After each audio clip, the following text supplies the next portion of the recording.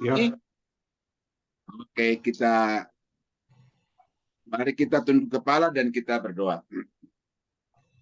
Bapa yang ada di dalam surga, kami berterima kasih atas pimpinan Tuhan selama tahun 2022. Banyak perkara-perkara indah yang telah kami alami bersama dengan Tuhan. Kami menyeberang masuk tahun 2023 dengan percaya bahwa Tuhan pasti akan memberkati kami seperti yang dulu. Hari ini Bapak kami berterima kasih karena kami lagi diskusi kami mengenai ini. Kami mohon supaya apa yang kami diskusikan dapat memberkati kami sebagai sehingga ketika kami firman-Mu sesuatu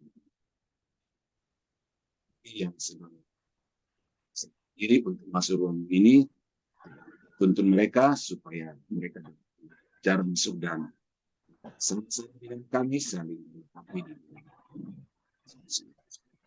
Yesus kami.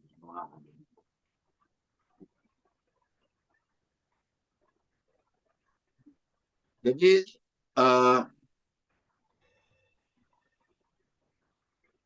Pak Daniel suaranya timbul tenggelam, Pak. timbul tenggelam ya. Ini bagaimana? Iya, boleh. Oh ya.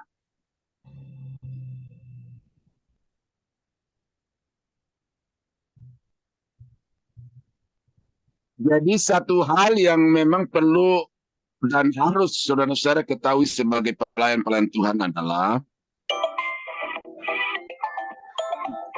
berdiri di hadapan jemaat itu sesungguhnya kita sedang berdiri untuk memperkenalkan Tuhan kepada mereka, gitu ya. Jadi kita ini adalah namanya ya yang memperkenalkan Allah kepada hamba pada umat Tuhan. Nah, jadi kita bukan sekedar berdiri untuk menyampaikan apa yang ada di pikiran kita dan apa yang kita baca, tetapi secara garis besar itu kita sebenarnya sedang ada di sana untuk memperkenalkan Tuhan kepada umatnya. Nah, satu hal yang sangat penting kita ketahui bahwa yang sangat dikehendaki Tuhan itu adalah supaya umatnya dapat mengenal Tuhan dengan ya, itu di dalam Hosea pasal 6 ayat 6, di dalam Hosea pasal 4 ayat yang kan itu. Apa pentingnya pengenalan? Nah, karena doktrin ini sudah dibahas juga mungkin di tempat saudara yang lain, maka saya tidak akan dari awal ya. Yang saya mau sampaikan hanya satu pokok di dalamnya, yaitu masalah Tritunggal.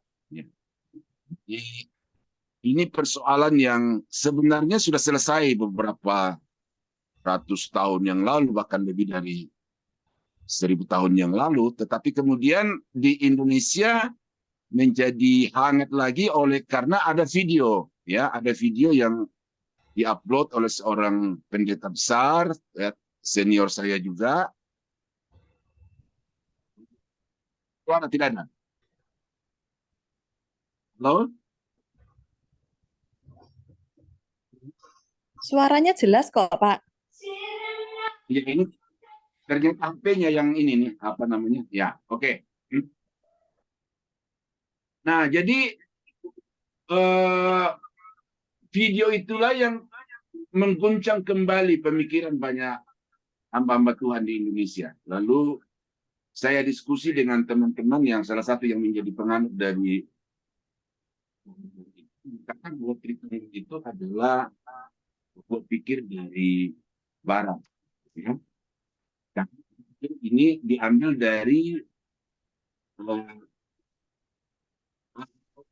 pengakuan iman rasuli gitu loh. Jadi dia pikir bahwa rumusan Tritunggal ini diambil dari pengakuan iman rasuli. Jadi dia pikir oh ini berpikir dari orang-orang Barat dan tidak sesuai dengan budaya Timur. Tapi saudara, apapun pandangan dan kata mereka itu, maka mereka coba kita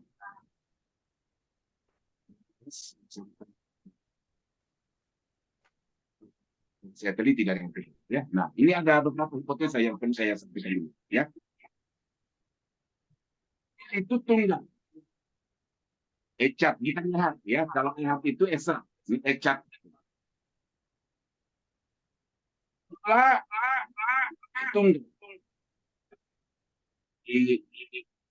Ini konsep yang dikembangkan di Indonesia, roh itu ya Bapa, Bapa itu roh, lalu Yesus. Jadi hanya dua pribadi.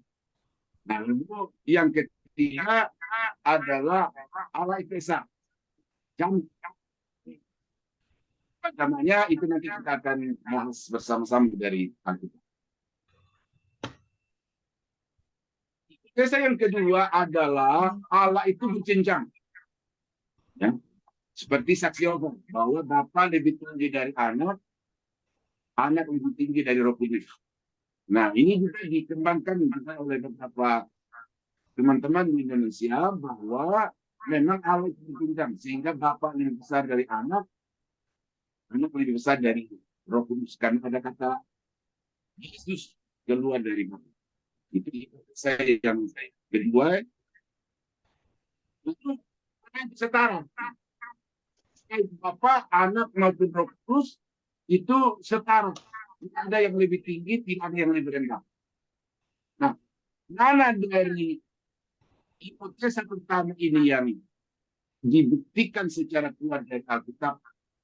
Hipotesa yang kedua ini mana yang secara kuat dibuktikan dari Alkitab? Inilah yang menjadi tugas saudara dan saya untuk melakukan satu penelitian secara langsung sebenarnya terhadap Alkitab. Nah, ini yang menjadi kekurangan dari teman-teman itu, mereka tidak melakukan satu penelitian langsung terhadap Alkitab, tetapi mereka hanya tergantung kepada buku-buku. Dan karena itu masalah yang ada di dalam pikiran mereka itu bukan pikiran yang bersumber dari Alkitab, tetapi pikiran yang bersumber dari buku-buku. Seperti contoh ini. Persoalan tunggal ini persoalan yang sudah lama, saudara ya. Ya, ada beberapa quote yang menunjukkan tentang problematika alat Tritunggal. Sabellius. Dia mengajarkan bahwa Allah adalah Esa. Dan Roh Kudus adalah modalitas atau cara keberadaan Allah yang Esa itu. Nah, jadi ini namanya paham modalistik. Modalistik itu begini. Allah itu hanya satu, tetapi menyatakan diri di dalam tiga cara. Ya, sama contoh seperti Pak Victor. Ya. Victor kalau di kantor dia adalah seorang karyawan. Tetapi begitu dia pulang ke rumah, Pak Victor adalah kepala keluarga. Pak Victor yang karyawan di kantor dan Pak Victor yang kepala keluarga di dalam rumah tangga itu, ya itu juga tidak ada bedanya. Lalu Pak Victor di gereja sebagai pelayan Tuhan. Jadi itu yang namanya paham modalistik. Orang satu tetapi bisa mengekspresikan diri di dalam tiga cara, sebagai karyawan, sebagai hamba Tuhan di gereja, sebagai kepala keluarga di dalam rumah tangga. Satu saja. Nah, jadi itu menurut pandangan Sabellius. Nah, Paulus dari Samosata ini tahun 260. Ya. Ia mengatakan bahwa Allah hanya dipandang sebagai satu pribadi saja. Ya, itu tadi yang terkata itu, ya oneness itu, ya oneness atau juga saya mengatakan Yesus only, gitu ya, Yesus only.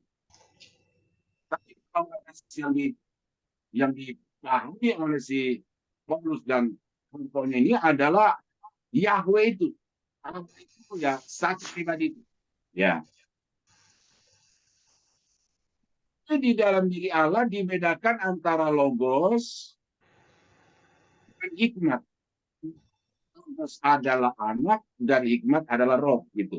Jadi seperti manusia itu punya tubuh, lalu manusia punya firman, bisa berkata-kata, lalu manusia itu punya pikiran. Nah itu jadi seperti itu. Kalau Paulus ini, ya. Saya tidak usah lama-lama membahas pandangan-pandangan ini, saudara. Ya. Nah, menurut dia Allah adalah satu atau esa sebagai lawan dari Adam. Itu menjadi penyebab dari segala yang berada. Logos adalah satu zat yang diri sendiri yang memiliki kesadaran ilahi dan duniawi. Ia adalah gambar Allah yang sempurna. Sejak kekal ia telah diperanakan. Karena kekuasaan kehendak ilahi, ia terus menerus dilahirkan dari zat ilahi. Ia memiliki tabiat yang sama dengan Allah. Oleh karena itu ia dapat disebut satu dengan Allah. Akan tetapi sebagai yang keluar dari Allah. Ini. Akan tetapi sebagai yang keluar dari Allah Bapa, ia lebih rendah dari Bapa. Nah, ini yang dikembangkan oleh teman saya tadi itu. Jadi, rupanya pikiran originis itu masuk dalam pikirannya sehingga Yesus itu ditempatkan lebih rendah. Jadi hipotesa yang kedua tadi itu, ya, Allah berbincang itu rupanya bersumber dari pemikiran Origenes. Tertullianus. Tertullianus adalah orang pertama yang memperkenalkan istilah substansi, usia, atau zat, dan persona, atau hipotesis atau pribadi.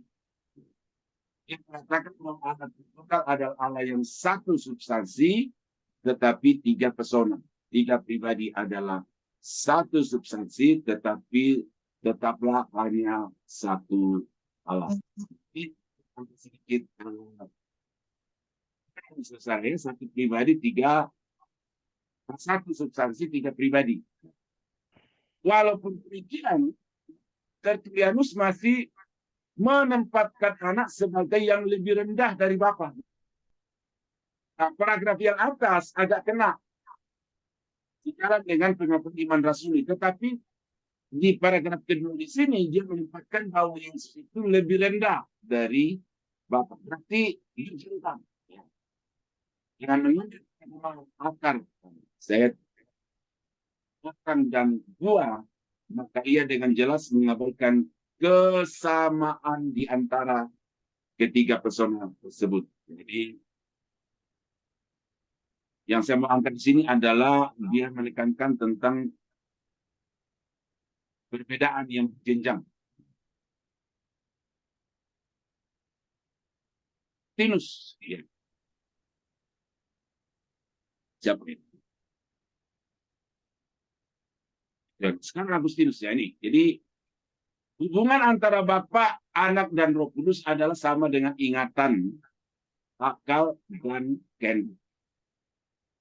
Jadi atau sebagai yang mengasihi sasaran kasih dan kasih. Bukan hanya suatu fungsi, tetapi suatu tindakan kasih. Ikatan yang menghubungkan Bapa dan Anak. Nah, jadi dari sini kita melihat ya setiap pribadi dari ketiga pribadi Trinitas memiliki seluruh zat dan bahwa semua saling bergantung satu sama yang lain. Walaupun ia tidak puas dengan kata pribadi untuk menunjukkan ketiga sifat yang penting itu, ia menggunakannya supaya tidak diam. Ia juga mengajar bahwa roh keluar dari Bapa dan dari Anak. Jadi di sini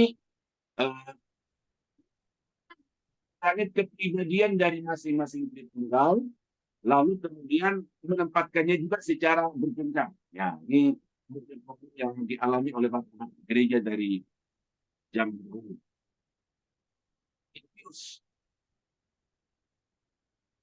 Kami mengaku satu Allah yang satu-satunya tidak diperanakan. Hanya yang satu-satunya kekal, yang satu-satunya tanpa Allah, dan yang satu-satunya benar, yang satu-satunya tidak dapat mati, yang satu-satunya bijaksana, yang satu-satunya baik, yang satu-satunya Tuhan, yang satu-satunya adalah Hakim bagi semua. Ini nah, di sini ya, tetapi apakah keesaan di sini itu jamak atau keesaan tunggal nanti kita akan lihat. Ya. Oleh karena keberadaan Allah ini adalah mutlak transenden dan mutlak kekal, maka ia tidak dapat dikomunikasikan kepada siapapun. Dengan demikian, segala sesuatu yang berada di samping Allah yang transenden itu mustahil telah diciptakan. Dan itu berarti bahwa ia diciptakan dari yang tidak ada.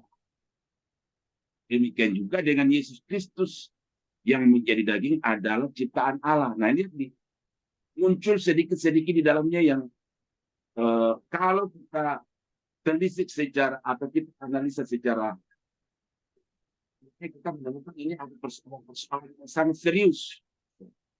Paragraf di atasnya bagus.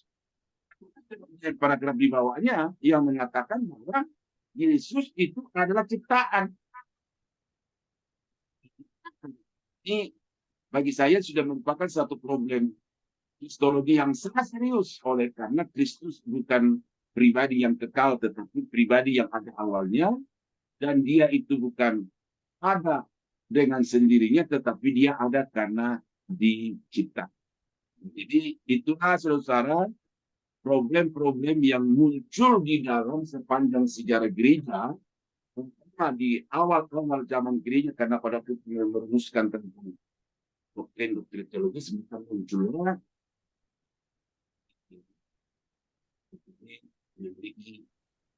Pak Daniel, maaf saya mau bertanya sebentar Pak. Tadi yang Tertullianus itu dia juga mempercayai bahwa anak lebih rendah daripada Bapa. Seperti itu ya Pak, yang Tertullianus. Iya.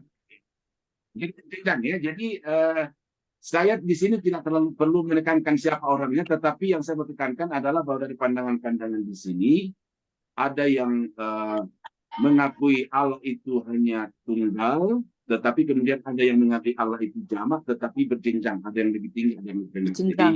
Berarti Tertullianus dan Arius ini yang Allah itu berjenjang, begitu ya Pak ya? Kalau yang Origen tadi Pak, Origen. Mungkin gini, nanti saya bagikan PPT-nya ini untuk Bapak Ibu menganalisa kalimat-kalimat ini nanti disimak di rumah, ya. Tetapi di sini saya hanya kemukakan dulu itu, dan saya tidak mau fokus kepada pandangan-pandangan itu. Saya mau fokus kepada apa yang Alkitab akan katakan, ya. Oh, oke, baik, Pak. Ya. Pak. Ya, makasih, Pak.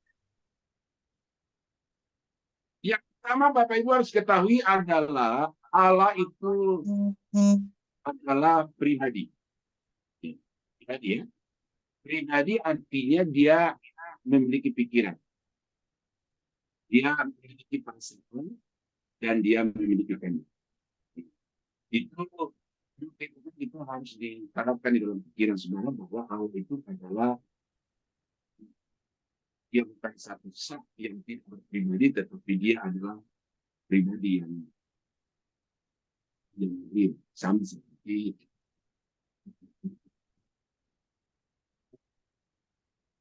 di mana pikiran, perasaan dan kehendak Allah itu. Ya,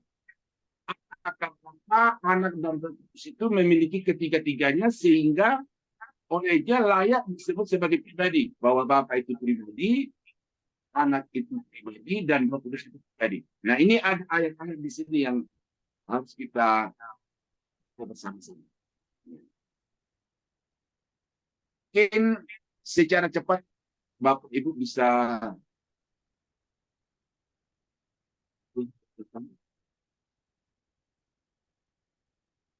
139 ayat 17.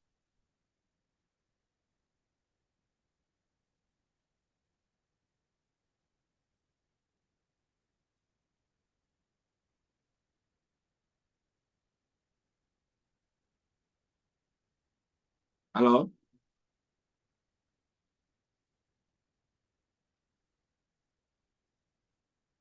Bisa pada pengen bisa tolong bantu?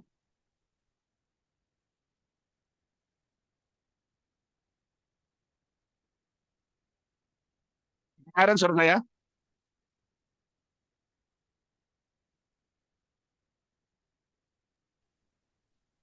Iya Pak Daniel, ada yang bisa dibantu Pak?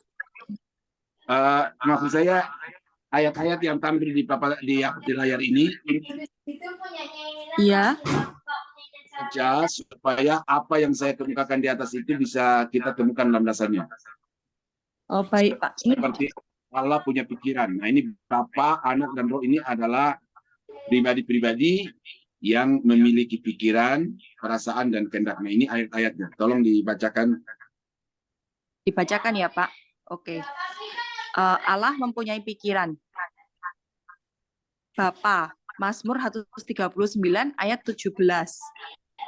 Bentar, saya bukakan ayatnya. Mazmur 139 ayat 17. Dan bagiku betapa sulitnya pikiranmu ya Allah, Ya, betapa besarnya jumlahnya. ya. Jadi di sini pemazmur mengakui tentang betapa dalamnya pikiran Tuhan itu, ya. Jadi yang penting muncul bahwa Allah punya pikiran. Nah, Yesus punya pikiran atau tidak? Ada, ini pikiran anak. Matius pasal 4 ayat 23. Ya. Matius pasal 4 ayat 23. Yesus pun berkeliling di seluruh Galilea, ia mengajar dalam rumah-rumah ibadat dan memberitakan Injil Kerajaan Allah serta melenyapkan segala penyakit dan kelemahan di antara bangsa itu. Ya. Di mana di situ yang mengindikasikan bahwa Yesus punya pikiran? Memberitakan Injil Kerajaan Allah itu ya, Pak. Oke. Ngajar. Mengajar. Ya. Mengajar. Ya. Ya. Roh Kudus, coba Roh Kudus. Pikiran Roh Kudus, Yohanes pasal 14 ayat 26. Yohanes pasal 14 ayat 26.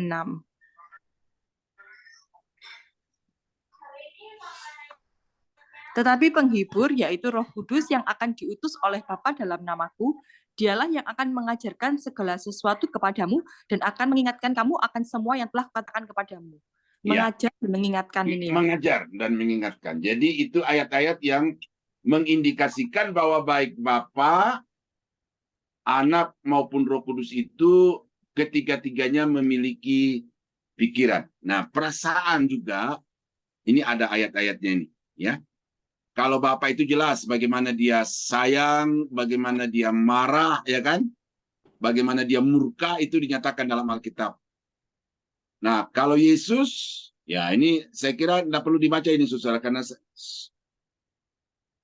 lalu ini nih, Roh Kudus, coba baca Efesus 4 ayat 30. Apakah Roh Kudus itu punya perasaan? Perasaan Roh Kudus, Efesus pasal 4 ayat 30. Ayat 30. Dan janganlah kamu mendukakan Roh Kudus Allah yang telah memeteraikan kamu menjelang hari penyelamatan. Ya. Di mana yang menandakan bahwa Roh Kudus memiliki perasaan? Mendukakan. Berduka, ya. Iya. Roh Kudus itu merasakan apa yang saudara rasakan. Ini kehendak, ya. Coba kita baca ayat ini satu demi satu juga. Apa kehendak Bapak? Kehendak Bapa, 1 Petrus 3 ayat 9. 1 Petrus 3 ayat 9. Dan janganlah membalas kejahatan dengan kejahatan atau caci maki dengan caci maki, tetapi sebaliknya hendaklah kamu memberkati karena untuk itulah kamu dipanggil, yaitu untuk memperoleh berkat. Itu kehendak Bapa, kita memperoleh berkat. Enggak, mungkin salah. 2 Petrus 3 ayat 9. 2 Petrus 3 ayat 9. Oh, ini keliru ya, Pak ya? Iya, saya yang salah. Mohon dimaafkan, ya. Tuhan tidak lalai menepati janjinya, sekalipun ada orang yang menganggapnya sebagai kelalaian, tetapi ia sabar terhadap kamu karena ia menghendaki supaya jangan ada yang binasa, melainkan supaya semua orang berbalik dan bertobat. Ini jangan ada yang binasa. Jadi jelas bahwa Bapa itu adalah pribadi karena dia memiliki baik pikiran, perasaan maupun kehendak. Nah, Yesus, apakah dia juga memiliki kehendak? Nah, ini coba dibaca ayat ini. Kehendak Yesus, Matius 26 ayat 39. Saya bukakan. Matius 26 ayat 39. Maka ia maju sedikit lalu sujud dan berdoa, Katanya, ya Bapakku, jikalau sekiranya mungkin, biarlah cawan ini lalu daripadaku, tetapi janganlah seperti yang ku kehendaki, melainkan seperti yang engkau kehendaki. Iya. Kedua, Ayat yang ke-42, lalu ia pergi untuk kedua kali dan berdoa, katanya, ya Bapakku, jikalau cawan ini tidak mungkin lalu, kecuali apabila aku meminumnya, jadilah kehendakmu. Iya. Yesus cuma ingin kehendak Bapa yang jadi itu ya Pak. Ya, jadi artinya bahwa Yesus itu memiliki kehendak juga, ya kan? Iya. Memiliki kehendak. Jadi di dalam dirinya ada satu keinginan-keinginan. Terlepas nanti apakah sesuai dengan kehendak Bapa atau tidak, tetapi yang kita mau munculkan di sini dulu adalah bahwa Yesus itu merupakan satu pribadi, oleh karena dia memiliki pikiran, memiliki perasaan, dan memiliki kehendak. Nah, Roh Kudus, bagaimana kita tahu bahwa Roh Kudus itu juga memiliki kehendak? Roh Kudus, Matius pasal 4 ayat 1 ya Pak. Ya. Maka Yesus dibawa oleh Roh ke padang gurun untuk dicobai iblis. Iya. Di mana di situ bahwa Roh Kudus itu memiliki kehendak? Roh Kudus membawa Yesus ke padang gurun. Iya. Jadi dia memiliki tujuan di dalam hidupnya, dalam dirinya, dan karena itu dia membawa Yesus kepada tujuan di dalam dirinya itu. Ya. Nah, jadi dari kesimpulan dari slide ini, saudara-saudara, saya mau sampaikan bahwa Bapa, Anak, dan Roh Kudus itu adalah pribadi-pribadi. Ya. Jadi karena itu satu hakikat, tiga pribadi. Itu kesimpulan sementara dulu yang kita bisa. Nah, sekarang tidak semua ayat saya tampilkan di sini, Bapak Ibu, tetapi walaupun hanya satu ayat dalam Alkitab itu cukup untuk kita mempercayai ya apa yang Alkitab katakan itu. Nah, di sini saya mau tekankan adanya kesatuan di antara pribadi-pribadi yang jamak itu dan juga adanya ayat-ayat Alkitab yang jelas menyatakan bahwa Allah itu jamak. Ya, jamak. Nah, kita periksa dulu ayat-ayat Alkitab yang berbicara tentang kesatuannya. Yesus dan Bapa adalah satu. Pak Victor barangkali bisa baca.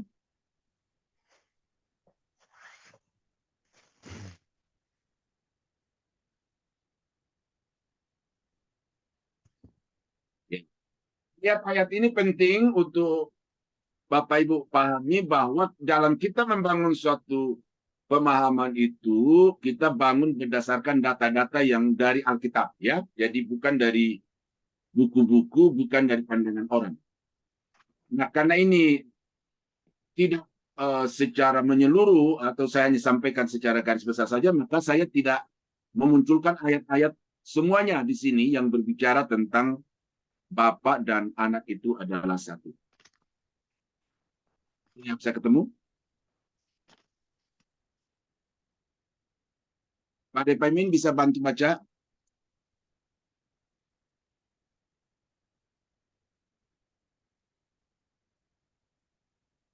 Halo? Ayat yang berapa, Pak? Yohanes? Yohanes 10, 30 dan 38.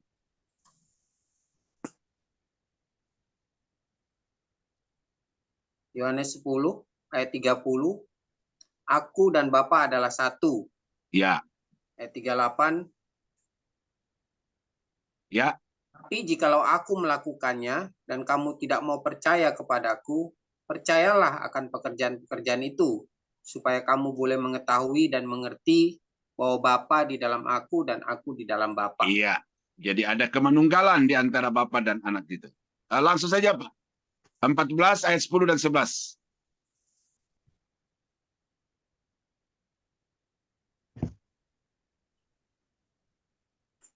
Yohanes 14 10, 11. Tidak percayakah engkau bahwa aku di dalam Bapa dan Bapa di dalam aku?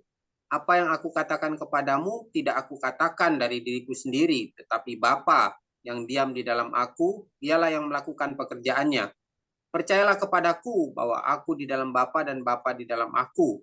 Atau setidak-tidaknya percayalah karena pekerjaan-pekerjaan itu sendiri. Iya. Satu ayat lagi. 17, 20, 23. Yohanes 17 ayat 20, dan bukan untuk mereka ini saja aku berdoa, tetapi juga untuk orang-orang yang percaya kepadaku oleh pemberitaan mereka, supaya mereka semua menjadi satu, sama seperti Engkau, ya Bapa, di dalam aku dan aku di dalam Engkau, agar mereka juga di dalam kita, supaya dunia percaya bahwa Engkaulah yang telah mengutus aku. Dan aku telah memberikan kepada mereka kemuliaan yang Engkau berikan kepadaku, supaya mereka menjadi satu, sama seperti kita adalah satu. Iya. Aku di dalam mereka, dan Engkau di dalam aku, supaya mereka sempurna menjadi satu, agar dunia tahu bahwa Engkau yang telah mengutus aku, dan bahwa Engkau mengasihi mereka, sama seperti Engkau mengasihi aku. Iya.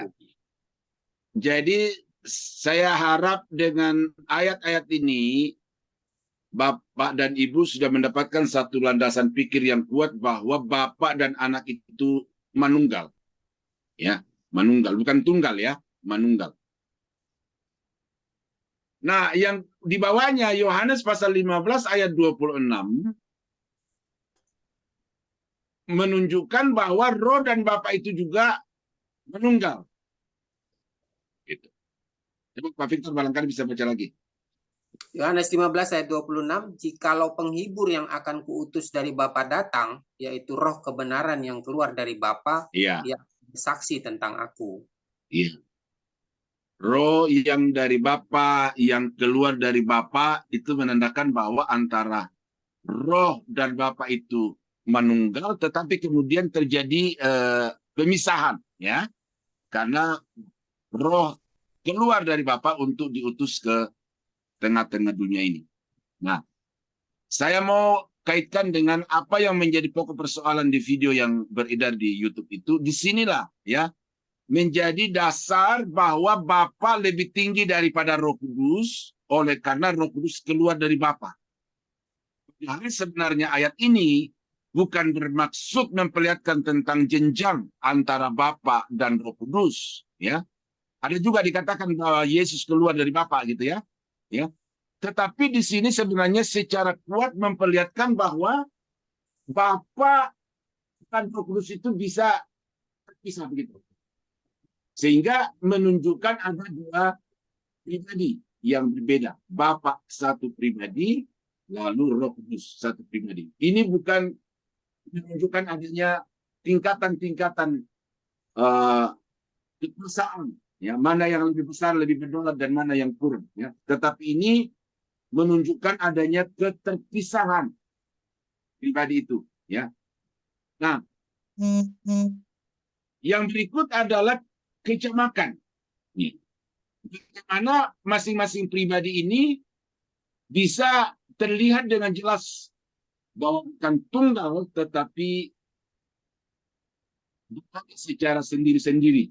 Nah ini, Bapa terpisah dari anak dan dari Roh Kudus. Ya, ini ayat-ayat ini ketika Yesus dibaptis, ya.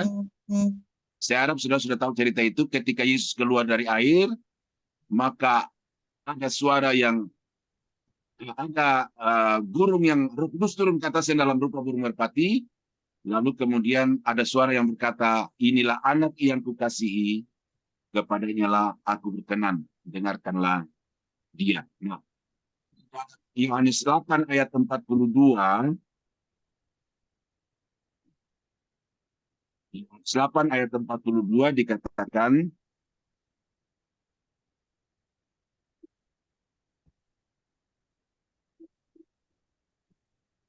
kata Yesus kepada mereka, jikalau Allah adalah Bapamu, kamu akan mengasihi aku, sebab aku keluar dari Bapa. Ya, jadi di sini kita melihat bahwa Yesus terpisah dengan Bapa dan datang dari Allah.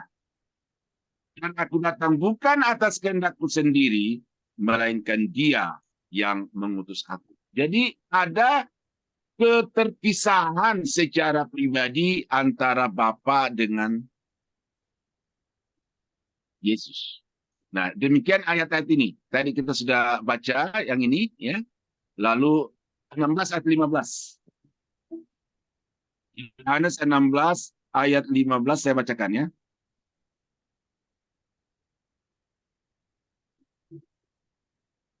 segala sesuatu yang Bapa punya adalah aku punya. Sebab itu aku berkata kepadamu, Ia akan memberikan kepadamu apa yang diterimanya daripadaku. Bapa, aku. Itu berbicara tentang dua pribadi. Kemudian kata ia, ya, ia akan memberitakan kepadamu apa yang diterimanya daripadaku. Ini adalah pribadi yang lain dari Bapa dan Anak itu. Nah, pribadi di sini kalau kita baca konteksnya, yaitu Roh Kudus. Atau berikutnya di atas adalah, oh ya, tidak ada. Tapi itu berbicara tentang Roh Kudus. Ayat yang ke-13, ya. Tetapi apabila ia datang, yaitu roh kebenaran, ia akan memimpin kamu ke dalam seluruh kebenaran. Sebab ia tidak akan berkata-kata dari dirinya sendiri, tetapi segala sesuatu yang didengarnya itulah yang akan dikatakannya. Dan ia akan memberitakan kepadamu hal-hal yang akan. Nah, jadi saudara-saudara jelas di situ bahwa Bapa dan Anak serta Roh Kudus itu di dalam ayat dalam Alkitab itu terlihat terpisah dari satu dengan yang lain. Ya. Oke, nah sampai di sini kira-kira Bapak Ibu menanggapi ayat-ayat ini kita dipahami apa yang dimaksud dengan satu, apa yang dimaksud dengan berpisah itu, kecamakan itu. Mungkin satu dua komentar coba.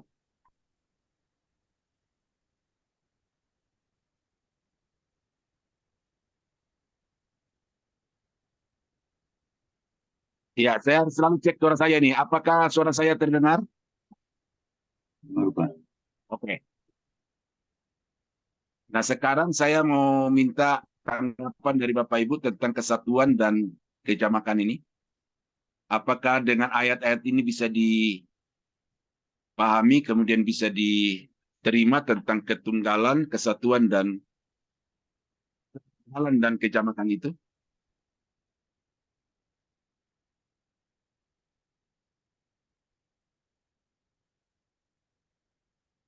Kalau kita ada, bisa dikomentari? Ya, kalau saya mengomentari tentang kesatuan, bahwa semuanya dari Allah Bapa, di mana Anak keluar dari Allah Bapa dan Roh Kudus adalah keluar dari Allah Bapa. Semua berasal dari Allah Bapa. Jadi satu kesatuan. Tetapi kalau kecamakan itu menunjukkan pribadi masing-masing. Ya. Anak memiliki pribadi dan Roh Kudus juga memiliki pribadi yang keluar dari Allah. Ya. Jadi masalah kemanunggalan dan kejamakan ini saya kira dengan ayat-ayat ini cukup ya. Nanti banyak ayat lagi Bapak Ibu yang saudara bisa periksa dari Alkitab. Saya memunculkan di sini bahwa ide-ide ini bukan dari buku saya ambil, bukan juga dari pikiran pribadi, tetapi ide-ide ini saya bangun berdasarkan ayat-ayat ini. Ya, jadi melakukan satu penelitian secara langsung dari sumber yang asli, ya, bukan dari tangan kedua. Pak Daniel, mungkin ini terlalu cepat ya, tetapi ketika Petrus mau pergi ke Eropa itu roh Tuhan Yesus datang kepadanya. Jadi di situ ada roh Tuhan Yesus sendiri yang turun. Sementara kita mengenal ada roh Allah. Nah, itu apa? Kalau yang begitu Pak Victor, itu mungkin kita harus melakukan satu eksegesis apakah yang dimaksud di situ Yesusnya atau roh yang ini. Tetapi kan untuk kita mempelajari ini di sini, yang kita mau gali dan kita mau temukan adalah bahwa Allah itu esa, tetapi di dalam keesaan itu ada pribadi-pribadi yang berdiri sendiri-sendiri, ya.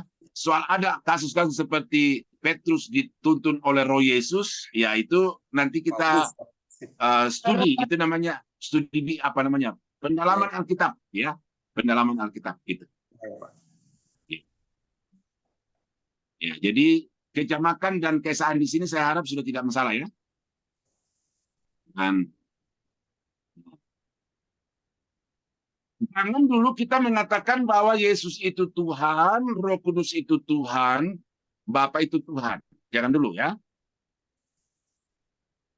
Karena baru kita akan boleh mengatakan Bapa itu Tuhan, Yesus itu Tuhan, dan Roh Kudus itu Tuhan, berdasarkan sifat-sifat yang mutlak ada pada Allah. Ya. Jadi kita tidak bertolak dari kesatuan atau ketigaan, tetapi kita analisa masing-masing pribadi itu berdasarkan dengan sifat-sifat yang mutlak hanya ada pada Allah. Itu dulu. Nah, apa sifat-sifat yang mutlak ada pada Allah itu adalah Allah itu maha hadir. Allah itu maha tahu. Allah itu maha kuasa. Allah itu tidak berubah. Allah itu kudus. Allah itu bukan kudus ya, Allah itu kekal. Nah, jadi kalau kita mengatakan ini Yahweh atau Bapa itu jelas Allah, karena memang sifat-sifat ini mutlak ada pada Allah, yang disebut juga sebagai Bapa. Ya. Bahwa Bapa itu maha hadir, Bapa itu maha tahu, Bapa itu maha kuasa, Bapa itu tidak berubah, Bapa itu maha kudus, Bapa itu kekal. Jadi, kalau kita bicara tentang Allah yang tunggal itu, maka Allah yang tunggal di sini kita asumsikan dulu sebagai Bapa, gitu ya. Sebagai Bapa, dan kita tidak punya keraguan sedikit pun untuk mengatakan bahwa Bapa bukan Allah atau Bapa bukan Tuhan, oleh karena mutlak sifat-sifat ini dimiliki oleh Bapa. Di ayat ini. Saya harap nanti ya di rumah diperiksa ayat-ayat ini secara cermat ya, untuk saudara bisa melihat bahwa betul yang punya sifat-sifat ini adalah Allah, ya.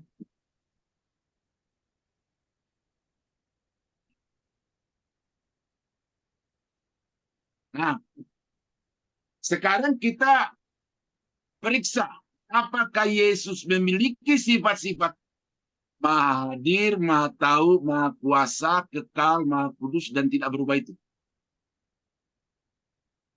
Kalau dia memiliki sifat yang sama seperti yang dimiliki oleh Allah Bapa atau oleh Yahweh, maka berarti Yesus juga adalah Allah. Oke, kita lihat dulu maha hadir.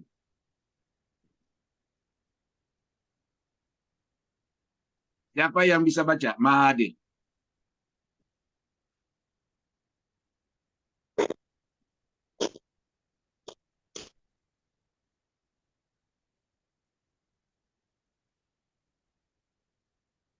Matius 28 ayat yang ke-20.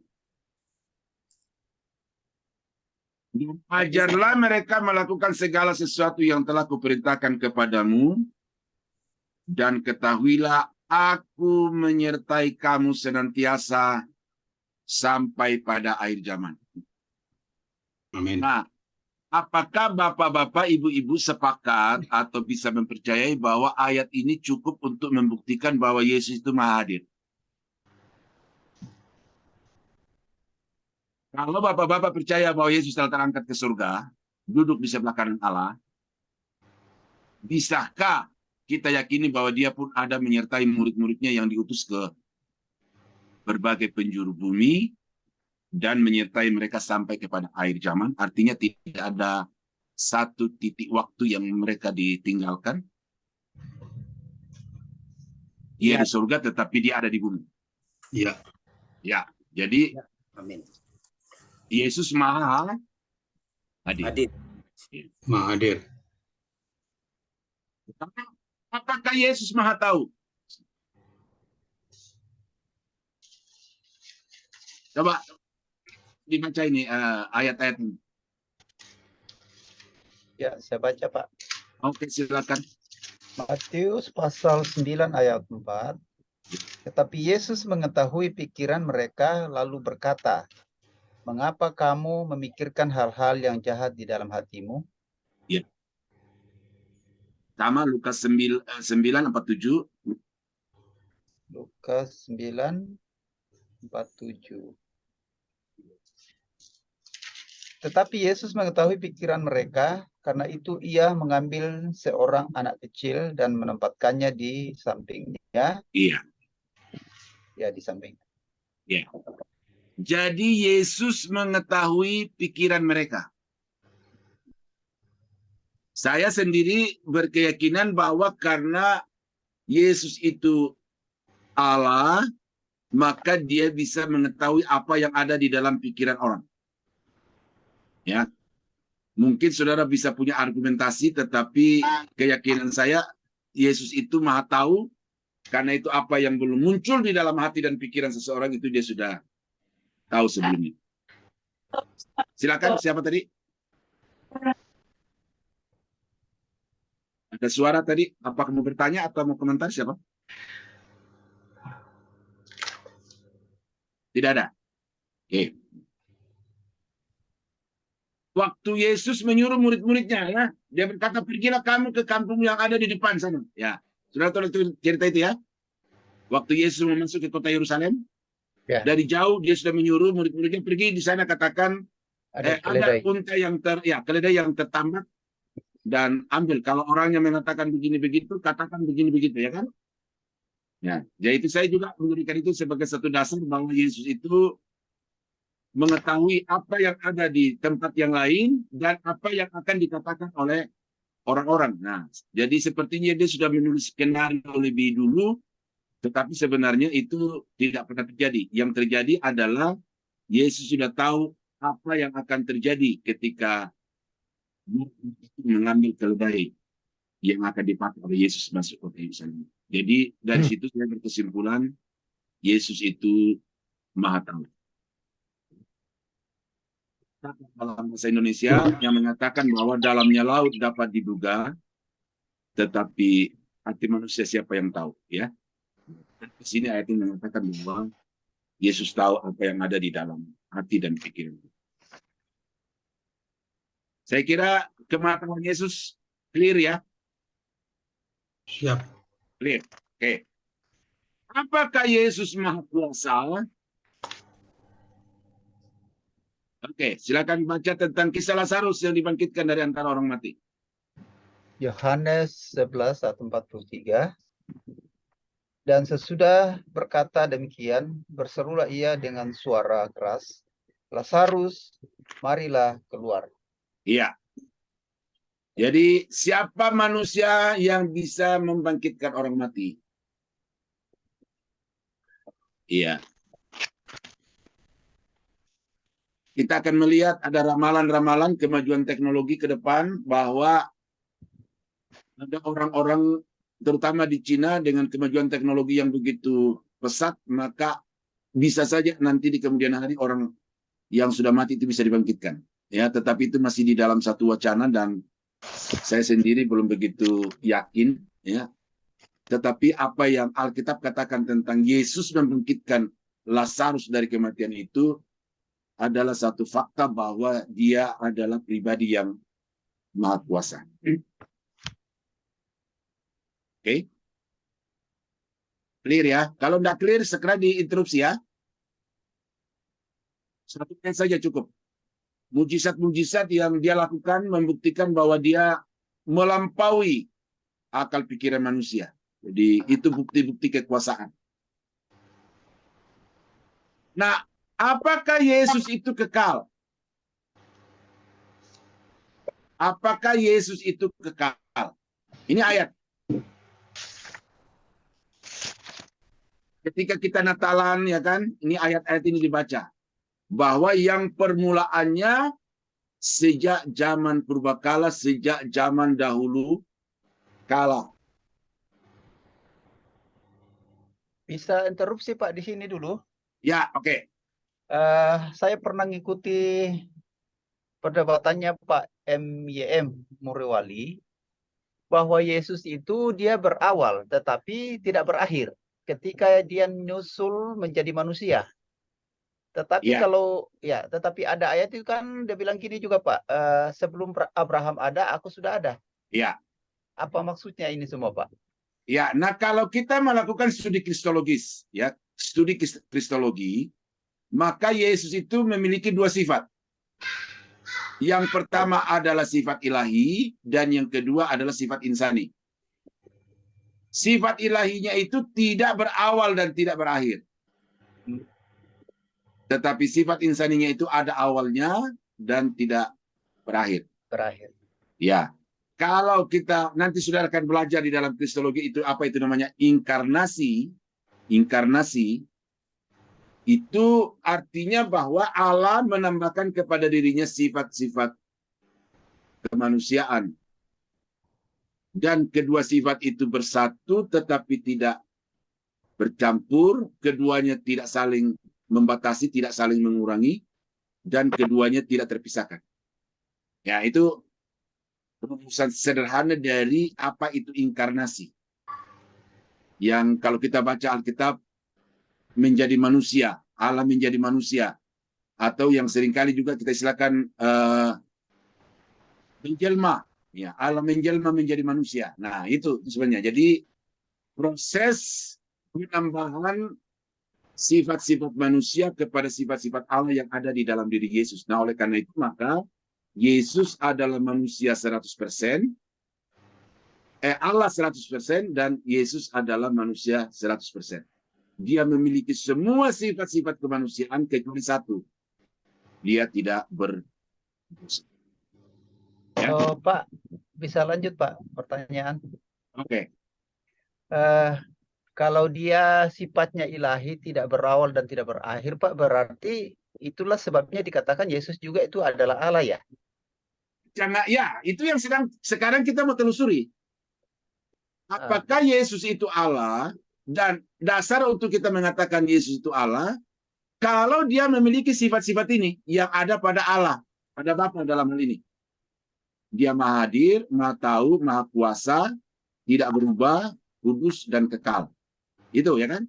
Maka ketika kita masuk di dalam pribadi kedua yaitu Yesus, apakah semua sifat-sifat yang dimiliki Bapa itu ada pada Yesus? Itu maksud saya. Nah, kan sekarang kita mau sampai kepada kekal di sini. Karena Yesus itu juga memiliki sifat-sifat yang kekal. Itu maksudnya. Jadi kita lakukan penelusuran terhadap sifat-sifat yang ada pada Allah di dalam diri Yesus. Nah, nanti baru kita simpulkan. Ya, oke, Pak.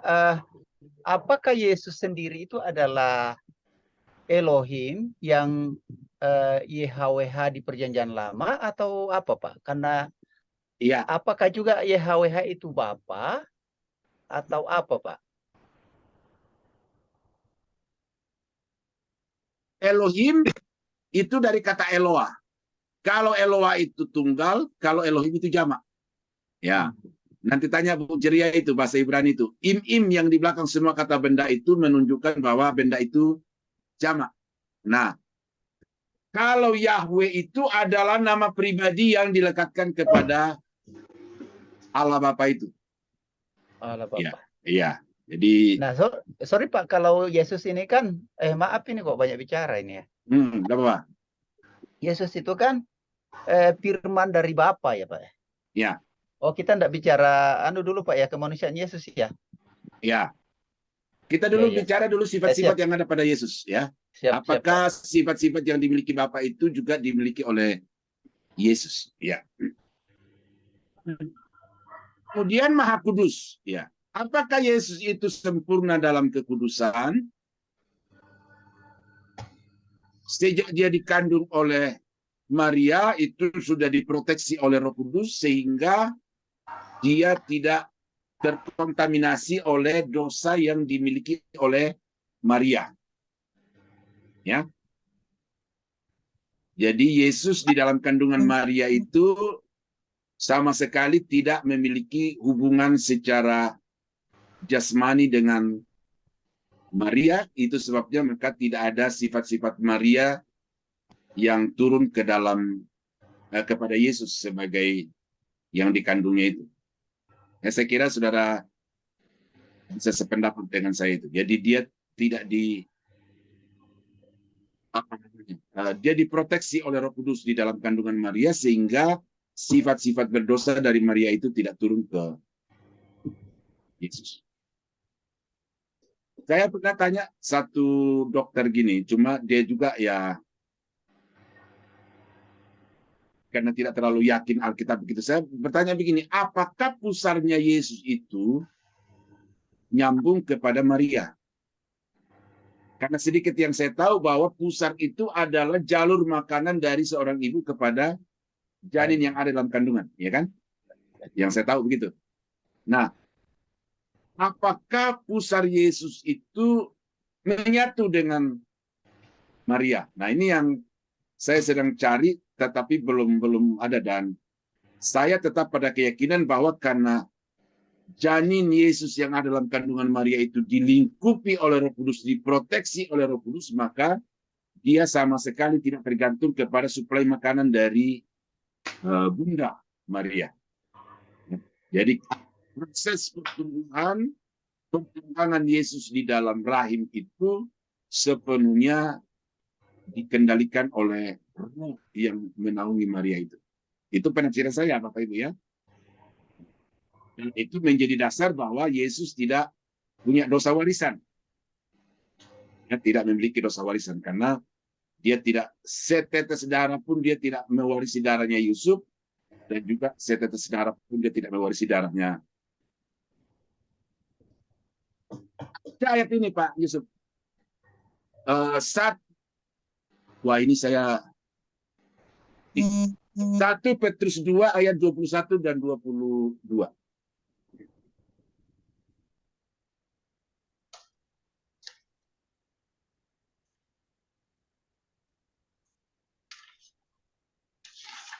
Ya, demikian firman Tuhan 21. Sebab untuk itulah kamu dipanggil, karena Kristus pun telah menderita untuk kamu dan telah meninggalkan teladan bagimu, supaya kamu mengikuti jejaknya. Ia tidak berbuat dosa dan tipu tidak ada dalam mulutnya. Iya. Jadi itu satu pernyataan dari Petrus berdasarkan ilham Roh Kudus ya, bahwa Yesus itu tidak berbuat dosa dan kata-katanya itu sama sekali tidak mengandung dosa. Ya. Yakobus mengatakan kita semua berdosa di dalam banyak hal. Tetapi barang siapa yang bisa mengendalikan kata-katanya, itu berarti dia sempurna. Nah, jadi tidak ada seorang pun yang bisa mengendalikan kata-katanya, tetapi Yesus mampu, dan karena itu maka Yesus adalah pribadi yang sempurna tanpa dosa. Saya kira clear, ya. Kemudian, apakah Yesus itu tidak berubah? Ya, karena salah satu sifat mutlak ada pada Allah itu tidak berubah. Ya. Yang dikatakan tidak berubah itu adalah tidak pernah menjadi lebih baik, tidak pernah menjadi kurang baik. Di keberadaannya itu tetap konstan dari awal sampai akhir. Manusia mengalami perubahan.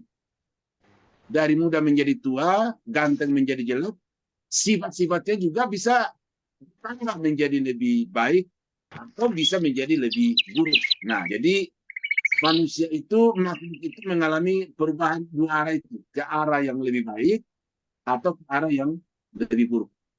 Atau Allah disebut tidak berubah, ya artinya bahwa dia tidak pernah suatu waktu menjadi lebih baik dan suatu waktu yang lain menjadi kurang baik, ya, atau pada saat yang lain standar gitu. Tidak. Jadi dia sama dulu, sekarang, dan sampai selama-lamanya. Dan apakah itu ada pada Yesus? Nah, ini Ibrani pasal 13:8.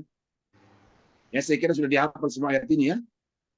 Yesus tetap sama Kemarin dulu, sekarang, dan selama-lamanya. Jadi saya tidak salah kalau saya mengatakan bahwa Yesus itu tidak pernah berubah.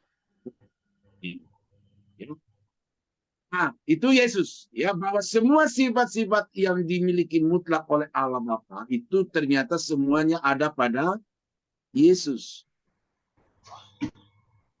Sekarang kita periksa Roh Kudus.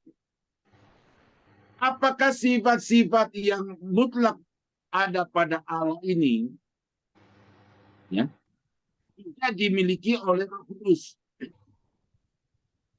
Nah, kita periksa ayat-ayat ini. Saya harap Bapak-Bapak Ibu berlomba untuk membacakan ayatnya. Roh Kudus itu Maha hadir. Satu ayat.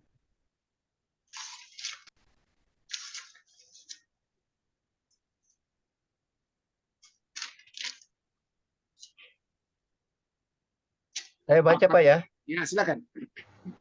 Ayat 7 Mazmur 139 ayat 7 mulai. Kemana aku dapat pergi menjauhi rohmu? Kemana aku dapat lari dari hadapanmu? Jika aku mendaki ke langit, engkau di sana. Jika aku menaruh tempat tidurku di dunia orang mati, di situ pun engkau. Jika aku terbang dengan sayap fajar dan membuat kediaman di ujung laut. 10. Juga di sana tanganmu akan menuntun aku, dan tangan kananmu memegang aku. Iya. Ada berapa pribadi di dalam ayat itu, Pak Yusuf? Sepertinya satu, Pak. Satu. Ya. Roh. Siapa itu? Roh Kudus ya. Roh Allah. Bukan. Pribadi yang dominan di situ siapa? Roh, Pak. Mu. Ada kata mu. Mu. Mu itu siapa di situ? Rohmu. Ya. Roh. Mu. Ya, ayo Ya. siapa coba? Siapa mu di situ? Allah. Allah. Roh Allah. Ya.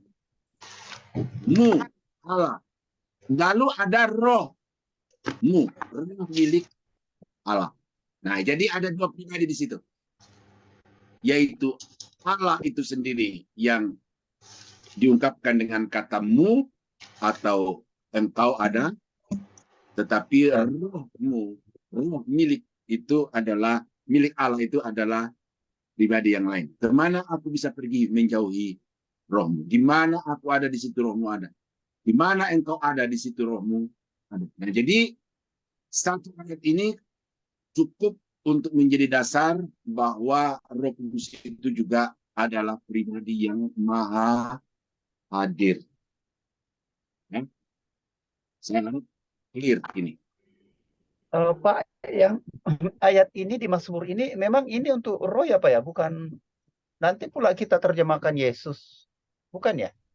Ya, ini Bapa dan Roh di sini. Tuhan dan Roh.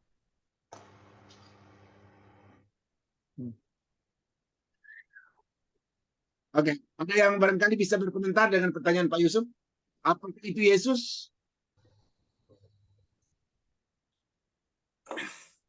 Mana aku Ya. dapat lari dari hadapanmu? Mu di situ adalah Allah. Ya, roh. Tapi ada mu di atasnya itu pribadi yang berbeda dari Allah atau Allah.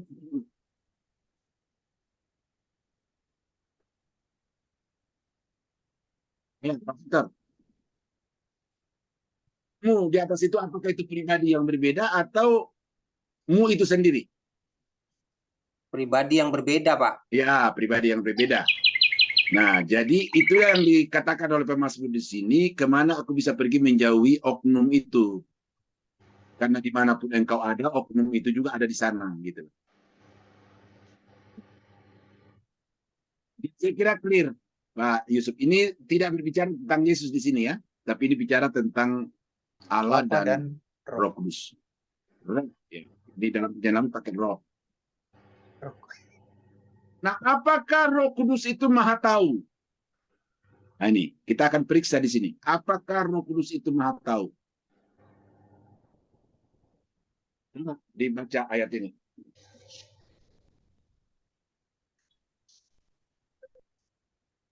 Satu Korintus 2 ayat yang ke-10. Saya baca Pak. Silakan. Karena kepada kita Allah telah menyatakannya oleh roh, sebab roh menyelidiki segala sesuatu, bahkan hal-hal yang tersembunyi dalam diri Allah. Iya. Jadi yang pertama di sini saudara juga bisa melihat di sini ada keterpisahan dua pribadi, ya. Allah sendiri dan Roh sendiri. Itu terpisah jelas. Nah, lalu dari mana dari ayat ini yang kita bisa simpulkan bahwa Roh itu Maha Tahu?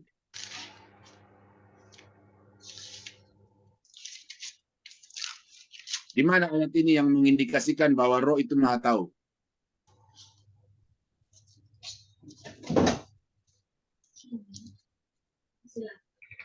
Bisa dilihat bahwa di situ ada satu rasa yang menyatakan bahwa Roh itu Maha Tahu. Hal-hal yang tersembunyi. Iya, Roh menyelidiki segala sesuatu dan hal-hal yang tersembunyi di dalam diri. Ya, jadi tidak ada sesuatu di dalam diri Allah yang tidak diketahui oleh Pak Daniel. Ya. Ini memang agak susah memang belajar Tritunggal ini, Pak. Ini kok selalu padahal Allah, Roh Kudus sendiri itu adalah Allah. Kenapa Roh Kudus mengatakan begini? Hal-hal yang tersembunyi dalam diri Allah. Atau karena satu hakikat begitu, Pak ya? Jangan dulu berkata bahwa Roh itu Allah. Jangan dulu. Ya. Oke, siap. Ya, jadi jangan dulu kita membawa premis kita bahwa Roh itu Allah, Yesus itu Allah. Karena yang kita mau buktikan sekarang, berdasarkan data-data Alkitab, apakah Roh itu memiliki sifat-sifat yang ada pada Allah. Sama seperti Yesus memiliki sifat-sifat yang ada pada Allah tadi, ya kan? Yang sudah baris di atas ini, yang kita udah periksa satu demi satu. Nah, di dalam ayat ini, 1 Korintus 2 ayat 10, ini cukup untuk membuktikan bahwa Roh itu Maha Tahu. Itu maksudnya yang kita mau selidiki dari ayat ini.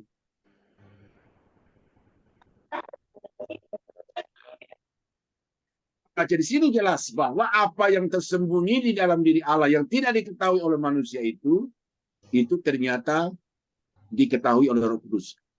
Karena itu kepada kita di dalam ayat 9. Nah, ayat 9 ini yang kalau saya mengajar hermeneutik itu, ilmu tafsir ini saya bahas tuntas ini karena banyak orang yang salah paham dengan ayat ini. Seperti ada tertulis apa yang tidak pernah dilihat oleh mata dan yang tidak pernah didengar oleh telinga dan yang tidak pernah timbul di dalam hati manusia, semuanya disediakan Allah untuk mereka yang mengasihi Dia. Nah, apa di situ? Apa itu? Ya? Apa yang tidak pernah dilihat, apa yang tidak pernah didengar. Nah, apa itu? Nah, ternyata itu adalah hikmat. Saudara baca di dalam ayat yang ayat yang ke-8 dan ayat yang ke-10. Jadi itu akan memberitahukan hal-hal yang tidak bisa dipahami oleh manusia. Dan siapa yang memberitahukan itu kepada manusia? Itu adalah Roh Kudus. Nah, itu berarti bahwa Roh Kudus itu juga adalah pribadi yang itu seperti saya. Antara Bapak Ibu yang punya argumentasi lain dari ayat ini bahwa Roh Kudus itu tidak mau tahu, atau sama dengan saya bahwa Roh Kudus itu mau tahu kan apa yang tidak diketahui oleh manusia diberitahukan oleh Roh Kudus, apa yang tidak diketahui di dalam diri Allah oleh manusia itu ternyata juga diketahui oleh Roh Kudus.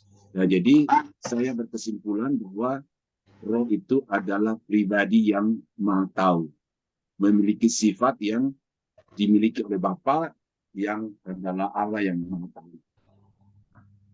Oke. Maha Kuasa. Ya. Coba Pak Salmon baca nih. Ayat 11. Apakah di situ menunjukkan bahwa Roh Kudus itu Maha Kuasa?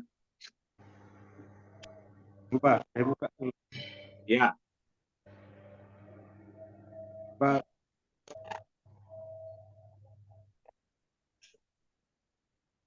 Roma 8 ayat 11. Ayat 11.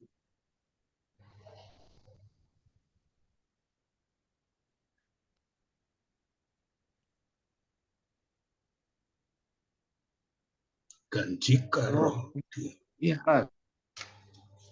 Dan jika Roh Dia yang telah membangkitkan Yesus dari antara orang mati diam di dalam kamu, maka Ia yang telah membangkitkan Kristus Yesus dari antara orang mati akan menghidupkan juga tubuh yang fana itu yang diam di dalam kamu. Iya. Siapa yang membangkitkan Yesus dari antara orang mati menurut ayat ini?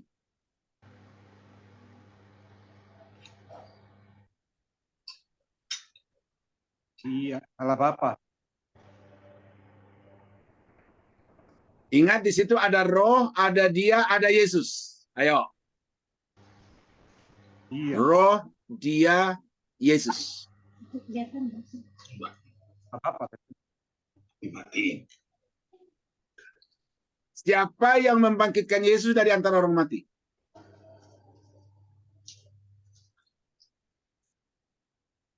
Ayo ibu-ibu nih, coba munculkan pendapat. Dan Menurut jika ayat ini, roh Dia siapa yang membangkitkan Yesus dari antara orang mati? Allah Bapa. Di mana di ayat ini yang mengindikasikan Allah Bapa? Jika roh dia kan Roh dan Dia itu satu apa dua pribadi? dua. Dua. Roh, ya kita kesepakatan itu Roh Kudus. Dia di sini siapa? Dia. Bapa tentu. Jadi Bapa dan Roh itu berbeda di dalam ayat ini. Nah, yang membangkitkan Yesus dari antara orang mati itu Roh atau Dia? Iya, Dia. Ayo yang lain. Nah, ini membaca Alkitab ini mesti hati-hati ya. roh Dia. oh dia. Ya, jadi yang membangkitkan Yesus Roh atau Dia? Roh. Ya. Ya, ini ya. Dan jika Roh Dia yang telah membangkitkan Yesus. Jadi yang membangkitkan Yesus itu bukan Dia tetapi Roh Dia, Roh. Diam di dalam kamu, maka Ia. Nah, Ia di sini siapa? Ia di sini menunjuk kepada Roh. Maka Ia atau Roh itu yang telah membangkitkan Yesus dari antara orang mati akan menghidupkan juga tubuhmu yang fana. Itu oleh Roh. Oh, nya di situ siapa? Nya menunjuk kepada Dia yang ada di atas. Ya, Bu Ceria gimana? Bu Ceria masih ada atau sudah masuk kelas yang lain ini? Ada, Pak. Oh ya, Ada. ya. Pak, nanti mau tekan speaker belum bisa kan tangan saya kotor. Jadi saya Oh, ya. dengerin. Ya, jadi lihat di sini ada 3 pribadi ya. Iya. Yesus sudah jelas itu pribadi yang ini. Lalu ada Roh yang dimiliki oleh Dia, Roh Dia. Tetapi kemudian dimana lagi Rohnya. Nah, nya di situ adalah satu persona di situ. Nya. Sama dengan dia. Ya, betul. Ini kan bahasa Indonesia ini bukan bahasa Arab ini. Jadi saya kira gampang ini kita analisa. Nah, yang membangkitkan menurut Roma pasal 8 ayat 11 ini, yang membangkitkan Yesus dari antara orang mati itu bukan Dia dalam ayat ini, tetapi Roh. Iya. Kira gitu ya Pak Victor ya. Ayat ini berbicara khusus roh, Pak. Ya, Roh. Jadi secara konteks dari atas ke bawah itu memang di sini Roh yang mau dibahas oleh Paulus, dan dalam hal ini Paulus memperlihatkan bahwa Roh itu berkuasa, maha kuasa, karena Dia sanggup untuk membangkitkan Yesus dari antara orang mati. Yang saya itu bahwa Roh itu maha kuasa. Nah, Yesus tadi kita katakan Dia maha kuasa karena Dia membangkitkan Lazarus dari kematian. Nah, sekarang Yesus di sini dibangkitkan oleh Roh Kudus dari kematian. Ayo. Kalau masih ada yang kurang jelas, silakan bukan mana yang kurang jelas supaya saya ulang lagi. Tujuan saya adalah memperlihatkan bahwa Roh itu juga adalah pribadi yang maha kuasa. Itu aja. Kalau sepakat dengan pernyataan saya itu ya udah clear berarti bahwa roh itu adalah pribadi yang maha kuasa. Di mana letak kemahakuasaannya atau bukti kemahakuasaannya adalah dia sanggup membangkitkan Yesus dari ya. Amin.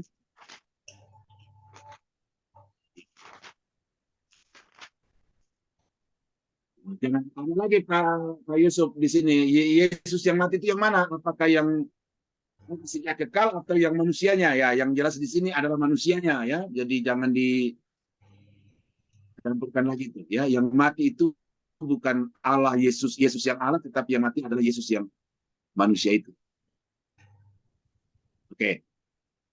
Nah, apakah Roh Kudus itu kekal? Apakah Roh Kudus itu kekal? Nah, saya bacakan dari Yohanes pasal 14 ayat 16.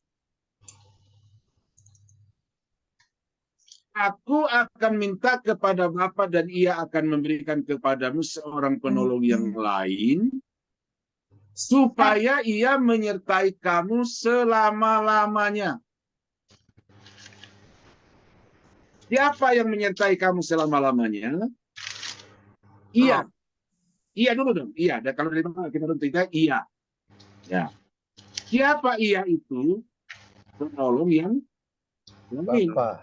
Ya, penolong yang lain, Pak. Penolong yang lain. Nah, siapa yang akan memberikan penolong yang lain itu? Ya Bapa. Gitu. Jadi, nah kemudian siapa penolong yang lain dan siapa iya di ayat yang ke-16 itu dijelaskan dalam ayat yang ke-17. Yaitu Roh kebenaran. kebenaran. Roh itu kekal. Ya, roh itu kekal karena dia berasal dari Allah yang kekal, lalu dia diutus ke dalam dunia menyertai kamu selama-lamanya. Nah, gitu. Jadi roh itu Kekal. sudah ini dan ya ada yang mau tadi ada suara apa? Mau bertanya atau mau berkomentar silakan. Ini ada yang terbuka Clear mic-nya, ya? pasti ada back sound-nya. Roh kekal ya. Oke, siapa yang mau berkomentar silakan. Bebas.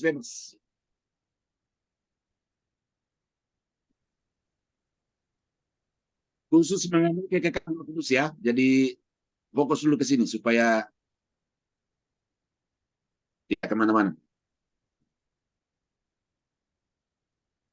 Allah itu kekal dan di sini kita melihat bahwa roh itu juga memiliki sifat kekal itu. Satu ayat saja saya munculkan. Nanti kalau saudara baca lagi di dalam Alkitab nanti ketemu lagi hal-hal yang sama. Nah, apakah roh itu Maha Kudus? Yang saya baca yang secara langsung mengatakan roh itu kudus. Tetapi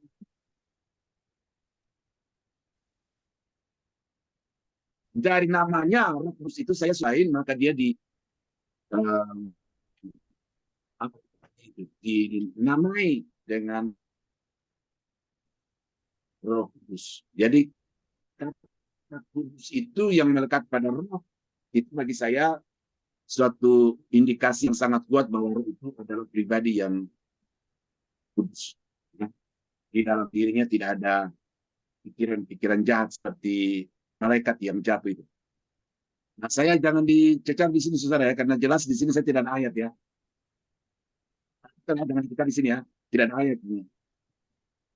Jadi ini kesimpulannya ya argumentasi tetapi berdasar kepada nama yang disandang oleh roh itu, sifat yang disandang oleh roh itu yaitu Roh Kudus. Itu yang saya bisa sampaikan. Nah, apakah roh itu tidak berubah? Ya, apakah roh itu tidak berubah? Ini juga bersifat tafsir, ya. Tetapi saya percaya tafsiran ini tidak meleset. Satu orang baca dari Efesus pasal 1 ayat 13 dan 14.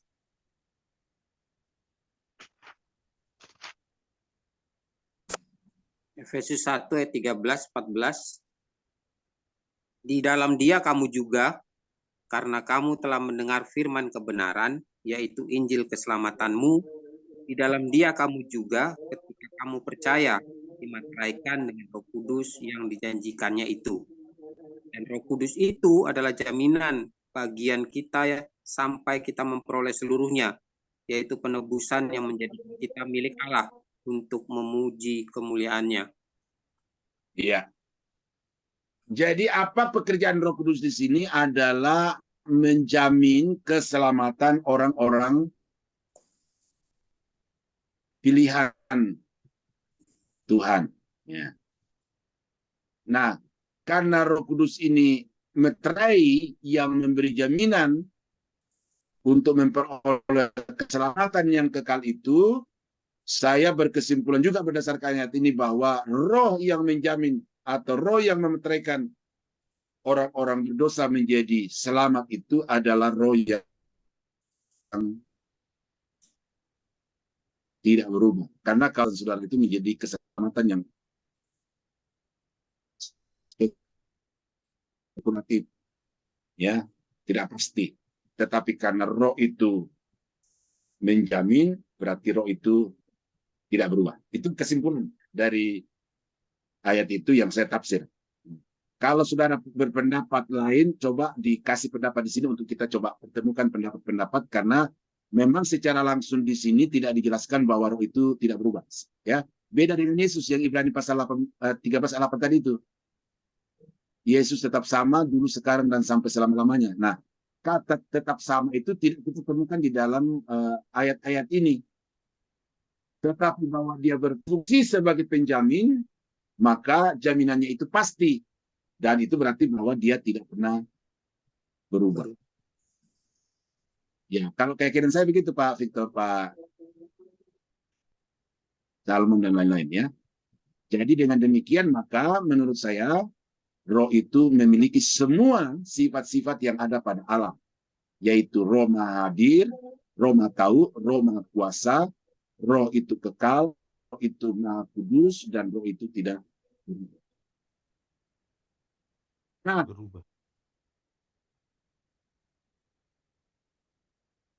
oh ya, ini saya tidak bisa masuk ke situ karena waktunya sudah nih ya. Nah, jadi dari sini Bapak Ibu, kalau Yesus itu memiliki sifat-sifat mutlak yang ada pada Allah, itu juga memiliki sifat-sifat yang mutlak yang ada pada Allah, berarti gimana kesimpulan kita dari ini? Siapa yang mau mengambil kesimpulan?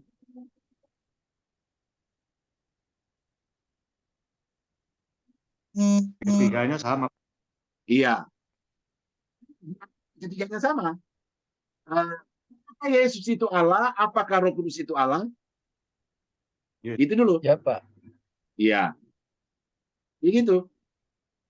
Nah, sekarang kalau kita kembali kepada pertanyaan, apakah Bapa terpisah dari anak dan apakah Roh terpisah dari anak? Nah, berarti di situ kita sudah bisa menyimpulkan. Kesimpulan kita itu bukan berdasarkan buku-buku ya, Bapak Ibu ya. Ini yang saya bertekankan ini kepada Bapak Ibu. Kita bukan berdasarkan buku-buku dan bukan berdasarkan pendapat orang, tetapi kesimpulan kita berdasarkan penelitian secara langsung terhadap Alkitab. Di luar. Ya, jadi karena itu maka ini bersih atau bebas dari kontaminasi pikiran barat, bebas dari kontaminasi pikiran gereja. Ini adalah pikiran yang murni dibangun dari Alkitab itu. Saya berani jamin ya, ada 1-2 ayat yang tadi yang saya agak naksir itu ya, itu bisa didebat orang, tetapi saya kira agak susah untuk orang bisa membatalkan apa yang saya simpulkan di sini. Jadi semua orang akan jelas berbicara. Jadi Jangan saudara terpengaruh dengan pandangan A, pandangan B, kata A, kata B, tetapi tanamkan di dalam pikiran saudara bahwa Alkitab itu adalah kebenaran yang mutlak. Dan apa yang dikatakan Alkitab itu tidak bisa dibantah oleh siapapun. Ya. Ini saya tekankan karena saya mengajar bibliologi, saya mengajar hermeneutik. Ya. Kita akan salah kalau kita membawa pikiran kita ke dalam Alkitab. Kita akan bermasalah kalau kita tidak mengakui bahwa Alkitab itu adalah kebenaran yang mutlak. Itu di situ. Kalau kita sepakat bahwa Alkitab itu adalah satu-satunya kebenaran yang mutlak dan otoritas yang tertinggi, maka pikiran yang tadi buku-buku di atas dikutip itu dan juga video-video yang berkembang di YouTube sekarang itu bagi kita tidak punya pengaruh apa-apa. Karena yang mempengaruhi pikiran kita adalah apa yang Alkitab katakan. Nah, itu dulu saya mau tegaskan sampai di sini karena sudah 1,5 jam. Maka kalau ada Bapak Ibu yang mencoba menanggapi apa yang saya katakan ini secara umum dari awal sampai akhir, saya beri kesempatan. Sebelum kita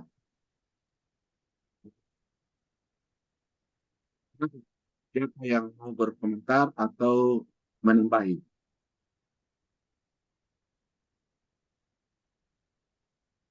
Izin Pak, saya duluan Pak ya. Izin. Oke, silakan. Saya berkesimpulan dari ayat-ayat yang sudah dikutip ini, ya tidak terbantahkan bahwa baik Bapa, Anak dan Roh Kudus itu semuanya Allah. Ya, Hakikatnya Allah ya Pak ya. ya, memiliki sifat-sifat yang mutlak ada pada Allah. Ya. Lalu mungkin ini materi berikutnya Pak. Saya mau pertanyaan saya Pak, apakah juga Bapa itu dipanggil Tuhan Oh iya, selain nanti, Yesus? iya, nanti itu mengenai julukan-julukan itu ya nanti kita baca di dalam Perjanjian Lama ya. Kalau saudara baca di dalam Perjanjian Lama ada kata Tuhan yang huruf besar semua, ya. Tuhan yang huruf besar semua atau Allah yang huruf besar semua, itu menunjuk kepada pribadi di dalam Perjanjian Lama itu. Nah, jadi panggilan Tuhan bagi Bapa itu bukan sesuatu yang susah ditemukan di dalam Perjanjian Lama. Ya, jadi Yesus itu dipanggil Tuhan, Bapa dipanggil Tuhan, Roh dipanggil Tuhan. Itu yang dalam Alkitab itu. Saya kira itu Pak Yusuf. Nanti sambil baca Alkitab nanti akan ketemukan itu langsung. Oke, siap Pak. Nah, polanya membaca tadi seperti tadi ketika membaca Roma pasal 8 dan 11 itu ya. Jadi kita harus mengidentifikasi secara spesifik pribadi-pribadi yang ada di dalamnya supaya julukan-julukan yang diberikan itu kepada yang mana. Nah, itu. Jadi ayat-ayat itu harus dianalisis secara cermat, detail ya, supaya tidak mengambil kesimpulan secara tergopoh-gopoh. Masalah dirinya sekarang itu adalah karena diajar dengan ajaran yang diambil dari kesimpulan yang tergopoh-gopoh.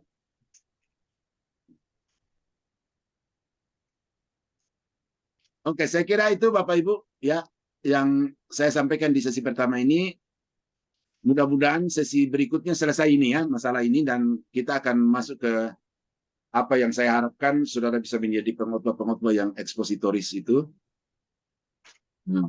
Tetapi mengapa saya tegaskan ini kepada Bapak Ibu? Karena ketika kita berdiri di atas mimbar, kita sedang berdiri untuk memperkenalkan Allah kepada jemaat. Ya, karena kerinduan Tuhan adalah supaya semua orang itu bukan hanya percaya kepada Dia, tetapi juga mengenal pribadinya secara benar. Ya, jadi itu tujuan untuk kita mempelajari doktrin ini. Saya kira demikian untuk sore ini. Kalau sudah tidak ada yang bertanya, satu orang, saya akan tutup dalam doa.